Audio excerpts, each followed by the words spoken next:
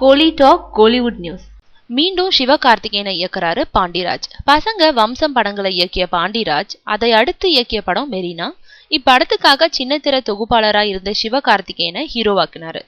அதோடு சின்னத்திரையில இருந்து வரவங்க சினிமாவில ஜெயிக்க முடியாதுன்ற சென்டிமெண்ட்டையும் உடைச்செறிந்தாரு பாண்டிராஜ்.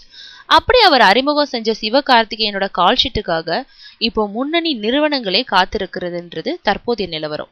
இந்த நேரத்துல மீண்டும் சிவகார்த்திகேயனோட கால்ஷீட் கேட்டாராம் பாண்டிராஜ். மெரினா, கேடி பில்லா, கில்லாடி ரங்கான்ற 2 படங்களை கொடுத்து தனக்கு சினிமாவில லைஃப் கொடுத்தவர்ன்றதுனால தான் பிஸியா இருந்த போதும் அவர் கேட்ட தேதியில கால்ஷீட் கொடுத்திருக்கிறாராம் சிவகார்த்திகேயன்.